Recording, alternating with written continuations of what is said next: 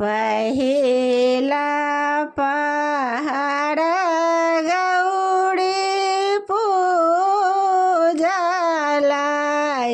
हो बड़ मांगल हे। पहिला पहाड़ गौड़ी पूजलाई हो बड़ मांगल हे। आहेरी से जनक साना बाप के माए सुनै नारानी हे।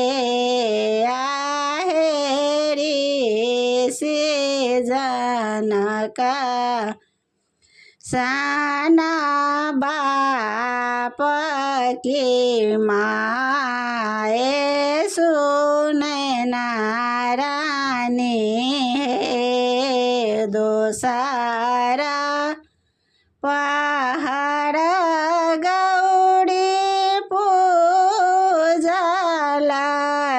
हो बड़ मांगल हे। दोसरा पहाड़ गौड़ी पूजलाई हो बड़ मांगल हे। आहे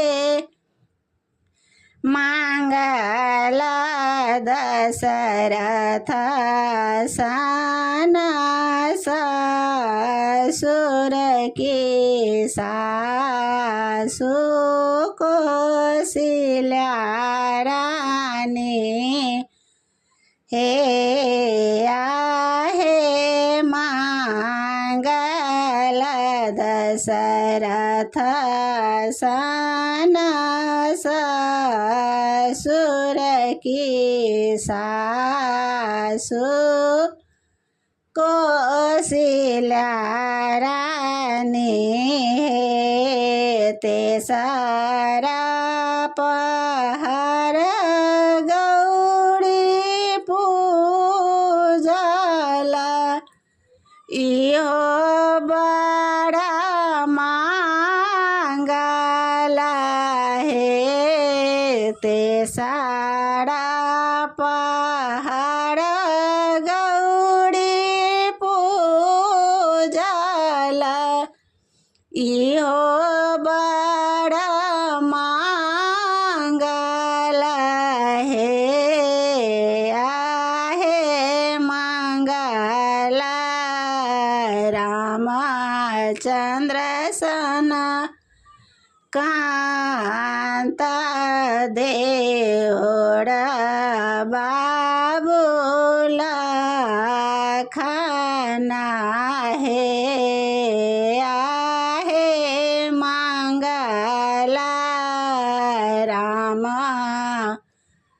चंद्र सन कांत देवड़ बाबुल खाना हे। चारिम पहाड़ गौड़ी पूजलाई हो बड़ मांगल हे। चारिम पहाड़ गौड़ी पूजलाई हो बड़ मांगल हे। आहे मांगल जनक पुर नैहरा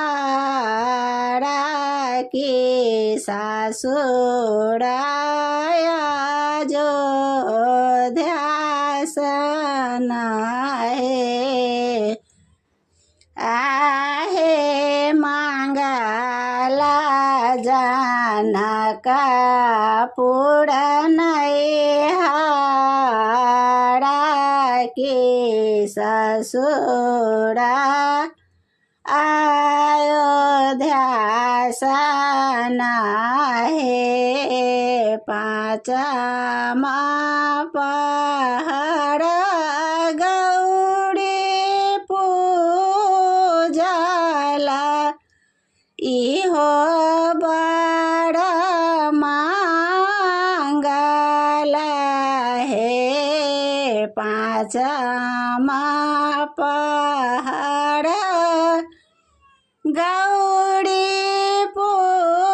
पूजला इहो बड़ मांगल हे आहे मांगल लाभ कुश सन पुत्र की सेवक श्री हनुमान हे मांगल लाभ कुश सन पुत्र की सेवक श्री हनुमान सना हे